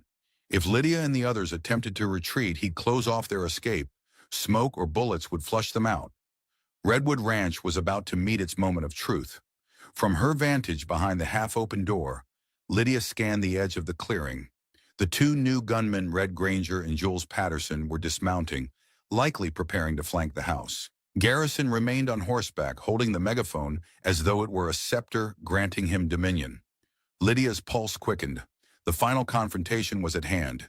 They had managed to subdue or scatter all other threats, but Garrison himself had arrived. Bringing reinforcements, and the threat of arson, Adam stood in the yard, feigning a calm he did not entirely feel. He remembered James McConnell's stories about standoffs, how controlling the emotional tone was key. If Garrison saw them panic, he would pounce. But if he sensed unwavering resolve, perhaps he might make a mistake. Marshal Culver discreetly adjusted his stance, ensuring he had a clear shot at Garrison. "Last chance," Garrison bellowed, "sign the deed, or Redwood Ranch becomes a pile of ash." Adam took a step forward, raising his voice. "If you burn it, you won't get a deed. You won't get anything except a bounty on your head." Garrison's eyes narrowed. "I have the documents ready. All I need is your mother's signature. Better to be alive and landless kid than dead in a smoking ruin." A cold silence gripped the clearing. Lydia chose that moment to speak. "If I sign, you'll kill us anyway." Her voice was level, though Adam detected the fury beneath. "You have no intention of leaving witnesses who can speak against you?" Garrison barked a laugh. "Let's just say my generosity has limits." The tension wound tighter like a too-taut rope, on the verge of snapping. Then in a sudden move, Red Granger lit a rag stuffed into a small bottle of kerosene. He hurled it toward the ranch's split-rail fence, flames bursting upon impact. Fire licked hungrily at the wood, sending black smoke skyward. Adam shouted, rushing to kick dirt onto the spreading flames. Lydia swung her rifle, squeezing off a shot that shattered the burning bottle further, inadvertently splashing fuel. The conflagration began to spread. Marshal Culver seized the moment, firing at Granger. The bullet grazed the mercenary's arm. Granger yelped, dropping a second bottle. Jules Patterson cursed, returning fire. Bullets whined across the yard, splintering porch posts and ricocheting off the iron fixtures. Lydia slammed herself behind the doorframe, returning a volley that forced Patterson to dive for cover behind a water trough. Caught in the open, Adam scrambled away from the fence. Smoke stung his eyes, but he managed to take aim at Garrison, who spurred his horse to circle around. The shot missed, but it forced Garrison to steer clear of a direct line. Meanwhile, Culver ducked low, scanning for an angle on Jules Patterson's position. "Enough," roared. "Garrison, burn them all. I don't care if the house goes up, torch it." At his command, Granger clutched another kerosene bomb, hurling it onto the porch. Flames ignited along the railing, creeping toward the door. Lydia reacted, grabbing a bucket of water she'd prepared earlier, but it barely dampened the edge of the blaze. The wooden planks crackled, smoke filling the air. In that moment, Redwood Ranch truly became a battleground. The family's home threatened to become an inferno. While gunshots whizzed back and forth, Garrison's men pressed in, firing relentlessly, determined to corner Lydia, Adam, and Culver in a lethal combination of bullets and flames. Yet through the haze, Lydia spotted Adam scanning the yard, reloading methodically, refusing to back down. She felt a surge of pride. He was holding his ground, fearless in the face of a monstrous foe. This was the do-or-die moment. Redwood Ranch had endured storms, outlaws, and adversity for generations. If it was to survive now, the McConnells would have to harness every ounce of courage and cunning they possessed. Adam's lungs burned as he dodged around the side of the house, trying to stave off the growing flames. Another kerosene bottle soared through the air, landing near the porch steps with a dull crash. Fire whooshed up, licking the front wall. A swirl of black smoke drifted overhead, stinging his eyes.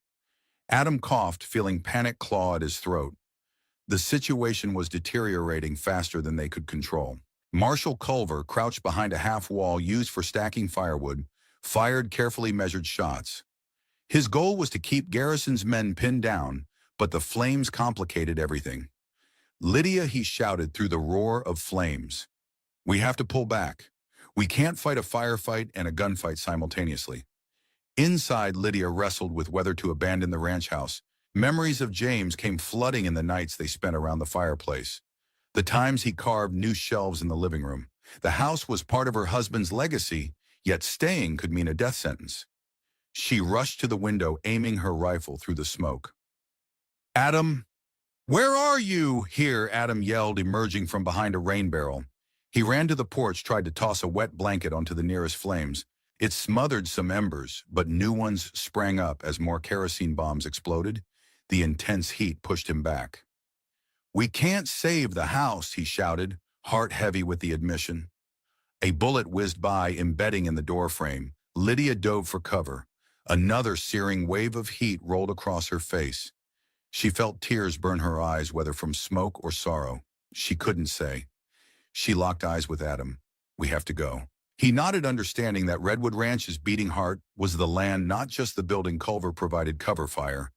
As mother and son dashed around the side, heading for a small barn that lay partially out of direct sight.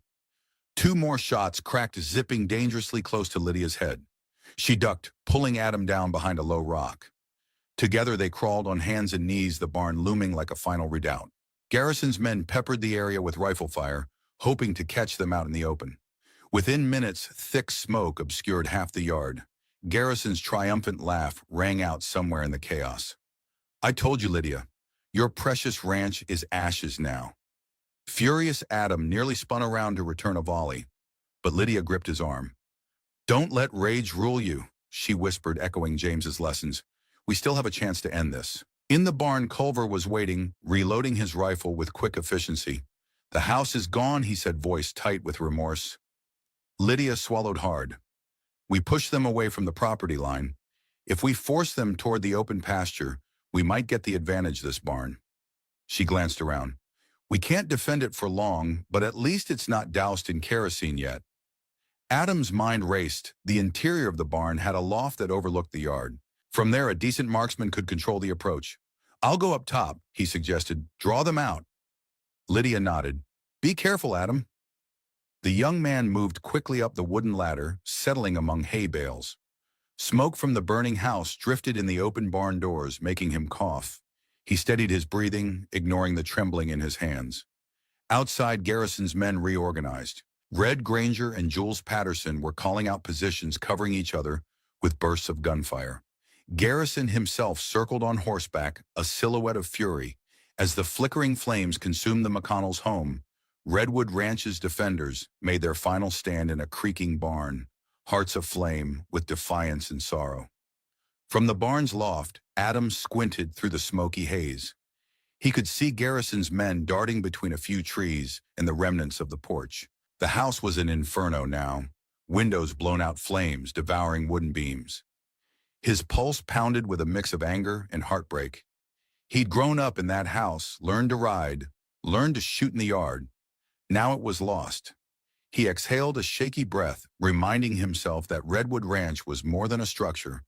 The land, the legacy still stood, and so did he. Carefully he aimed at Jules Patterson, who was crouched behind a broken water trough. Adam squeezed the trigger. The shot clipped Patterson's hat, causing him to drop back, cursing below in the barn's main area. Lydia and Marshall Culver braced themselves behind hay bales. It wasn't the strongest cover, but it was better than standing in open view. Through a gap in the barn siding, Lydia watched Garrison riding closer. She took aim, but Garrison seemed to sense the danger and spurred his horse to a gallop, circling out of her line of fire. "Come out, you fools," he shouted. "You have no house left. What are you fighting for?" Marshall Culver answered with a bullet that slammed into a nearby post, spraying splinters. "We're fighting for justice, Garrison," he growled under his breath. "Over the din," Lydia whispered to him. "If we can just wound Garrison, we might break the morale of the others." Culver nodded. "I'll try to line up a shot." They saw a flicker of movement. Red Granger sprinted toward the barn, brandishing another kerosene bottle. "He's going to torch us here." Lydia gasped. This was Garrison's final brutal tactic: burn them out of every shelter. The heavy smoke from the main house drifted in thick clouds, creating an apocalyptic scene.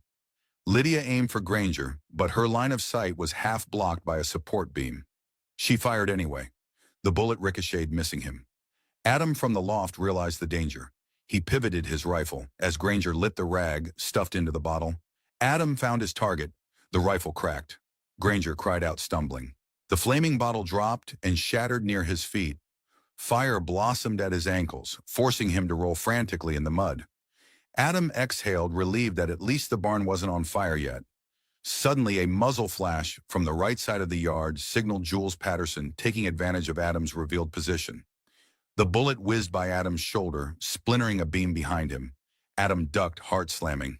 He heard a second shot from Patterson and felt the sting of a graze along his upper arm. Gritting his teeth, Adam flattened himself. Below, Lydia shot at Patterson, forcing him to dive. Marshall Culver attempted to flank the man, but the barn's layout made it difficult to move without stepping into the open. Patterson popped up again, firing at the barn's wide entrance. Bullets ripped through the wooden door, one inching dangerously close to Lydia's ear. She clenched her jaw, steadying herself. The next time Patterson showed himself, she'd have a bullet waiting for him. Across the yard, Garrison circled like a vulture, pistol raised. His eyes darted over the chaotic scene, frustration etched in every line of his face. He had wanted an easy surrender, a swift victory. Instead, Redwood Ranch's defenders fought like cornered wolves, and his men were paying in blood. If Redwood was ashes, it was an expensive pile of ashes indeed. Lydia, still at the gap in the siding, caught a glimpse of Garrison's savage scowl, and a single grim thought crossed her mind. This ends with him alive or dead. There's no middle ground. At the edge of the yard, Roman Cross hobbled into view. One leg bandaged, Lydia felt a jolt of surprise. She thought he'd been secured at the hunting cabin, but apparently he had escaped or been rescued. His expression twisted in fury as he surveyed the burning house. Spotting the barn, he limped forward, ignoring the chaos of bullets and flame. "Garrison," he roared, voice raw. "You left me to bleed." Garrison turned, confusion and alarm warring on his face. "Cross, what the hell are you doing here?" Cross brandished a revolver with shaky determination. "I didn't sign up for you to abandon me in those damn woods. I nearly died out there." From her vantage, Lydia realized Cross might not be on Garrison's side anymore. She sucked in a breath, carefully shifting to watch the confrontation play out. Garrison barked, "Get back in line, Cross. I'll pay you double if we finish this job. Redwood's ours for the taking." Cross spat blood-tinged saliva on the ground. "Double means nothing if I'm dead, you snake. You promised me an easy run, just scare off a widow and a kid. Instead, I got shot, tied up, and left behind." For a moment, the gunfire paused as everyone registered the bizarre standoff. Red Granger, still recovering from his scorched legs, stared in disbelief. Jules Patterson behind the trough peeked out, uncertain. Marshal Culver raised an eyebrow, murmuring to Lydia, "This might just give us the break we need." Cross advanced on Garrison, revolver trembling in his grip. "You're the reason I'm half dead," he snarled. "I ought to finish you right here." Garrison didn't flinch, but a glint of worry flickered in his eyes. "Careful, Cross. You pull that trigger, you'll have more men than me after you. I still have powerful friends." Cross let out a harsh laugh, a sound devoid of humor. "Friends, you left your own mercenaries to rot. The others told me how many you've lost. Ashford, Crane, all in your name. Maybe you should worry about us, not them." Sensing an opening, Adam repositioned in the loft, taking aim at Jules Patterson again. This time Patterson was too distracted by the tension between Cross and Garrison to notice Adam's movement. Adam fired. The bullet caught Patterson in the leg, and he collapsed with a strangled cry. Instantly, Red Granger shouted in alarm, raising his pistol. Lydia seized the chance, planting a shot in Granger's gun arm. He howled, dropping his weapon. Now the tables had turned. Garrison, seeing his men incapacitated, wheeled his horse around to flee. But Cross blocked his path. "Going somewhere," the wounded mercenary growled. Garrison fumed. "Out of my way, you idiot!" He spurred his horse, nearly trampling Cross, who fired wildly in retaliation. One bullet struck the horse's flank, causing it to rear. Garrison was thrown hard to the ground, landing with a sickening thud. Culver bolted from the barn's cover, rushing across the open yard. Smoke blew across the battlefield, but the immediate threats, Granger, Patterson, were disarmed or wounded. Garrison lay sprawled, groaning, trying to reach for a pistol that had fallen a few feet away. Cross hobbled closer, each step labored. Lydia, too, emerged from behind the barn rifle aimed at Garrison. "Stay down," Culver commanded, drawing his revolver on Garrison. But Garrison's eyes burned with stubborn rage. He lunged for the fallen pistol. In a flash, Lydia pulled the trigger, the bullet striking the ground near Garrison's grasping hand. "I said stay down," she repeated, voice cold. Adam appeared behind her. His rifle braced. Garrison froze, panting, dust and soot smeared across his face. "I'll ruin you for this," he spat, glaring up at Lydia. She stared back with unflinching resolve. "You already tried," she said quietly, "and Redwood still stands." The porch and an interior of the ranch house continued to burn, though the flames were starting to ebb now that the structure was mostly consumed. Smoke billowed in ominous columns, drifting across a yard, littered with splintered wood, shattered kerosene bottles, and wounded men. Adam coughed, stepping carefully over debris to approach Garrison, who lay pinned by Marshal Culver's menacing aim. Culver holstered his weapon only after he'd picked up Garrison's abandoned pistol. "Pierce Garrison," he announced, "you're under arrest for conspiracy, attempted murder, destruction of property, and a laundry list of other crimes." The lawman's voice carried the authority of a man who had chased fugitives across multiple territories. Garrison winced, nursing what looked like a broken arm from his rough fall. "You have no idea who you're dealing with, Marshal," he gasped. "I control half the territory's officials." Lydia moved in rifle at the ready, although the fight seemed done. "Not anymore. The railroad deal is off, your men are scattered, and Redwood Ranch isn't yours. Seems we have a good idea of who we're dealing with." Smoke stung her eyes, tears forming, but she squared her shoulders. This was no time to show weakness. Nearby, Roman Cross leaned against a broken fence post, pale and trembling from exertion. He stared at Garrison with raw animosity. "I ain't going to prison on your behalf. Garrison, I'm turning myself in.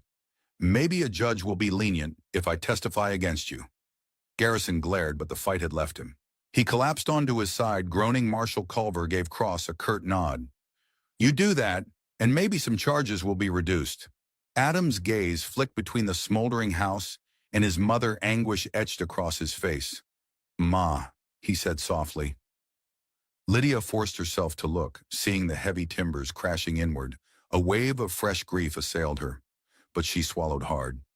Redwood Ranch, the house James built, was gone. Yet in the yard stood her son alive, along with the land that still spread across the valley. Redwood was more than a house, she reminded herself.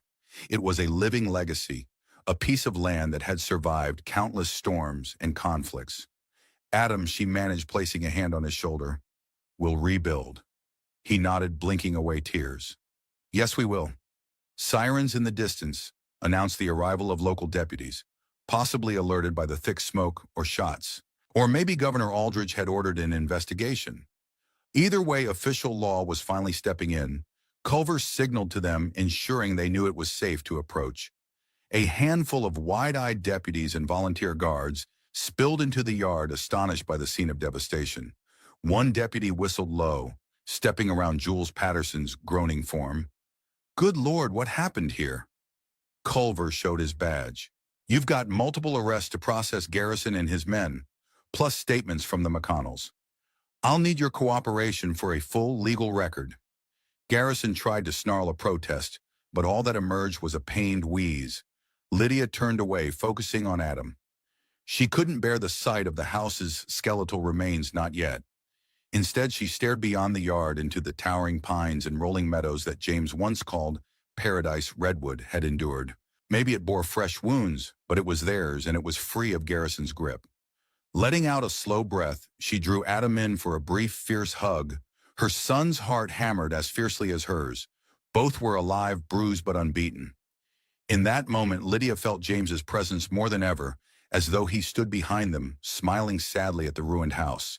But proud of the unwavering stand they had made, Redwood Ranch had not fallen. It had simply cast off what was no longer essential. 2 weeks later, a gentle autumn breeze rustled the charred remains of Redwood Ranch's main house. What had once been a sturdy log cabin expanded over the years was now a blackened foundation. However, signs of rebirth sprang up everywhere. Lydia and Adam, aided by neighbors and volunteers, had begun the process of cleaning away debris, salvaging anything that could be reused. Sagebrush Gap's newly reformed town council had also sent workers to help. The corruption tied to Garrison's ambitions had been unveiled when Culver and others testified. Governor Aldridge, outraged at the scandal, pushed through immediate reforms. The land disputes were nullified, and Redwood Ranch was confirmed as Lydia McConnell's rightful property, with no further legal claims to tarnish it. Garrison himself faced a slew of criminal charges, and his rumored gold veins remained just that, rumors, unverified and overshadowed by his crimes. "Ma, the last wagon's loaded," Adam announced, wiping sweat from his brow. "We got half a crate of salvageable kitchenware, a trunk of clothes that aren't ruined, and a few personal items."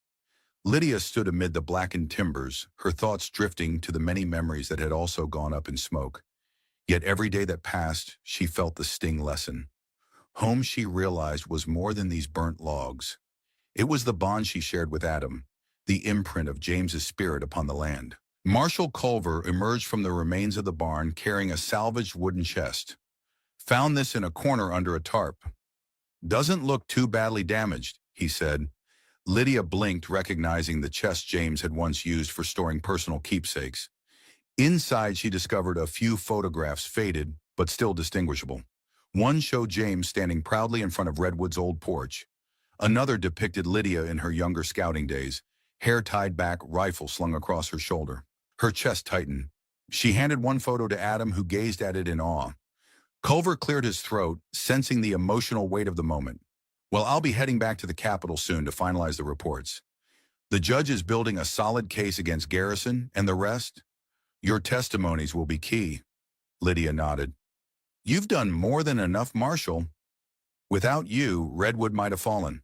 Culver dipped his head in modest acknowledgement. "Your family did the heavy lifting, physically and morally. I just provided a bit of backup."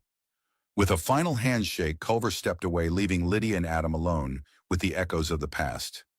Adam turned to his mother, eyes alight with a cautious optimism. "We'll build again, better. Maybe change the layout. I've learned a lot about how a house should be placed on this land." Lydia smiled. "Your father always wanted a wraparound porch facing the meadow. Now we have a chance to do that." She paused, inhaling the sweet scent of autumn leaves, feeling the crispness in the air. Far off, an elk bugled, the sound reverberating through the pines. Despite the scars, Redwood remained a place of fierce beauty. "If there's anything we've learned," Lydia said softly, "it's that the land and the people who truly care for it can stand against almost any threat. We won't let Garrison's greed define Redwood's future." Adam nodded in quiet agreement. The meadow swayed under the sun's gentle warmth, a living tapestry that promised renewal. In the distance, a few workers hauled away scraps, while others measured ground for new foundations. Redwood Ranch was wounded but alive, and so were they. A new chapter was beginning, shaped by the resilience they had forged in battle, and bonded by the memory of James McConnell, whose belief in justice and frontier spirit guided them forward. Sunset descended on the newly cleared patch of land where Lydia and Adam planned to erect the next version of Redwood Ranch. Long shadows from the towering pines draped across piles of rubble and fresh timber alike. Lydia sat on a makeshift bench, running her fingers over a scorched stone that once formed part of the fireplace, her mind filled with images of nights spent reading by the warm glow. She placed the stone gently in a small stack, a memorial of sorts. Adam approached carrying 2 cups of coffee brewed from the salvage kettle. He offered one to his mother, then settled beside her. For a moment they sipped in silence, letting the evening's hush envelop them. The hush was different now, peaceful, not ominous. No hidden mercenaries, no tension in the wind. Ironwood Forest breathed with them, a place of renewal. "I've been thinking," Adam finally said, "about Pa's dream, to have a protective watchtower on the upper ridge. He mentioned it a few times when I was little, said it would help spot trouble early." Lydia arched an eyebrow, recalling the late-night conversations with James about how Redwood Ranch could evolve. Yes, he always wanted Redwood to be not just a homestead, but a sanctuary for travelers, a watchtower that could signal warnings to folks caught in storms or threatened by bandits. Adam smiled faintly.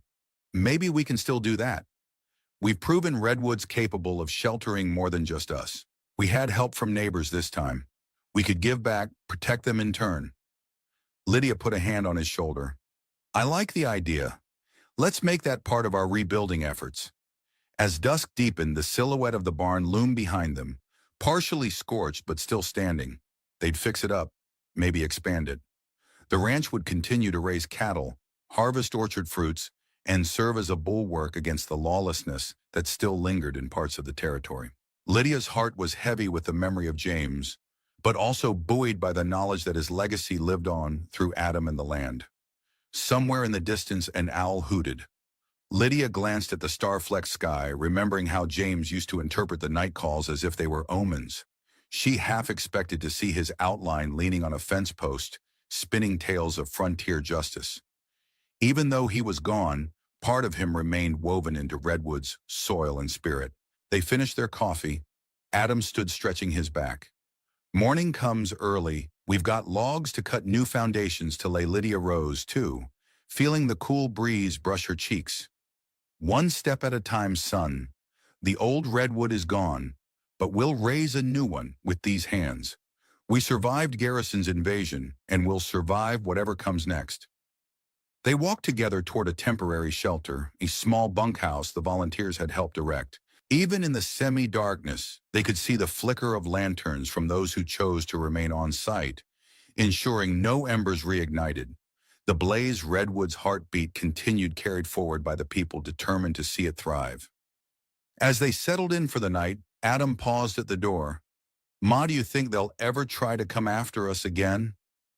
Men like Garrison. Lydia met his gaze unwavering. "Maybe greed doesn't vanish overnight, but Redwood Ranch has faced bigger storms, and we've learned how to fight for what's ours." She touched the doorframe. "This land has been in our family for generations. We hold it not because we're lucky, but because we're willing to defend it with our last breath. Let them come." With those final words, they stepped inside, closing the door on a day of both tragic loss and triumphant victory. Outside, the ironwood trees rustled as if whispering approval. The future was theirs to shape, and Redwood Ranch would stand no matter how many trials lay ahead.